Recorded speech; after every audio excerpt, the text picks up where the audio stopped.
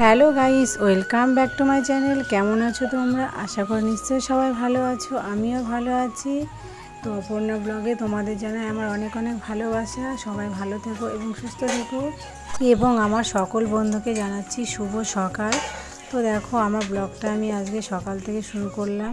তো তোমরা দেখো আমি সকাল থেকে কি করি, কিছুটা যতটা পারলাম তোমাদের সাথে ভাবলাম একটু শেয়ার করি। তো তোমরা দেখো, দেখো এদিকে আমি কাজকর্ম সেরে তো রান্নাঘরে চলে এসেছি। আর আমার সোনা দেখো এদিকে আমাকে আটা মেখে দিচ্ছে, বললো মা গুঁড়া রুটি খাবো। তো এদিকে দেখো আমি রুটি বানাতে শুরু করে দিলাম। তো তোমরা কে এরকম গোলা রুটি বানাতে পারো অবশ্যই কমেন্টে জানিও। দেখো রুটিগুলো সত্যি খুবই ভালো লাগে। দেখো গরম গরম এদিকে চা বসিয়ে দিয়েছি আমি, চা হচ্ছে আর এদিকে রুটি হচ্ছে।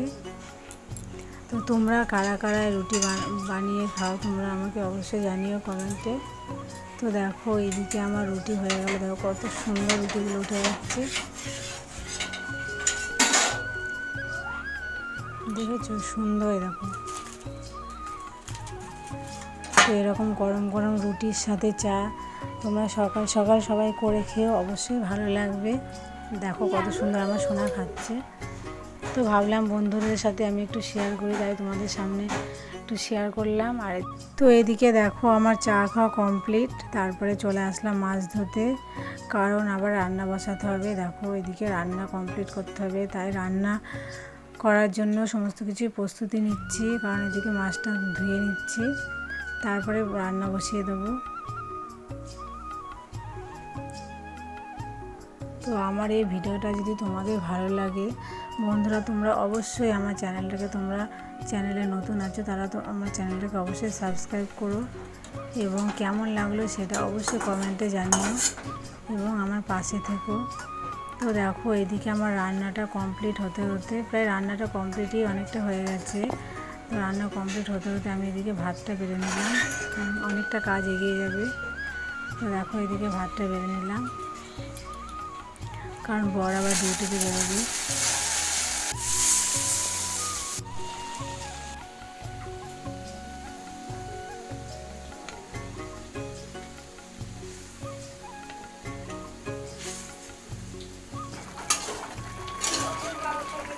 এটা কাতলা মাছের কালিয়া করছি।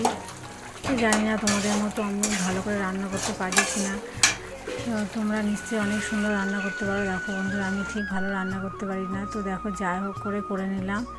এদিকে ডাল, মাছের মাথা, ডিম ছিল মাছের, সেগুলো দিয়ে একটা তরকারি, পটল ভাজা, আর এই মাছের ঝোল, মাছের কালিয়া। তো কেমন হলো আমার রান্নাটা তোমরা অবশ্যই আমাকে কমেন্ট করে বলো।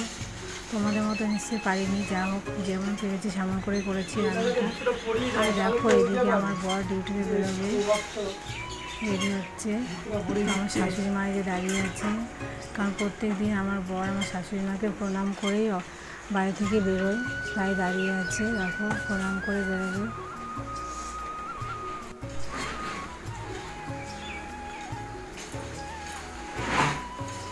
আর এদিকে দেখো সোনা, মানে আমার বরের ছোট মা, দেখো ওর বাবাকে চশমাটা এগিয়ে দিল, ডিউটিতে বেরিয়ে গেল।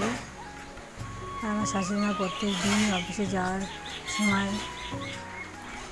ঠাকুরকে এরকম প্রণাম জানিয়ে যাতে ভালোভাবে ও সুস্থভাবে বাড়ি ফিরতে পারে সেটাই কামনা করে।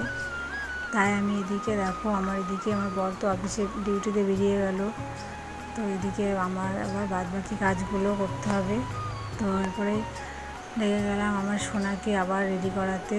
তো দেখো আমার সোনাকে মাথায় তেল মাখিয়ে দিচ্ছি,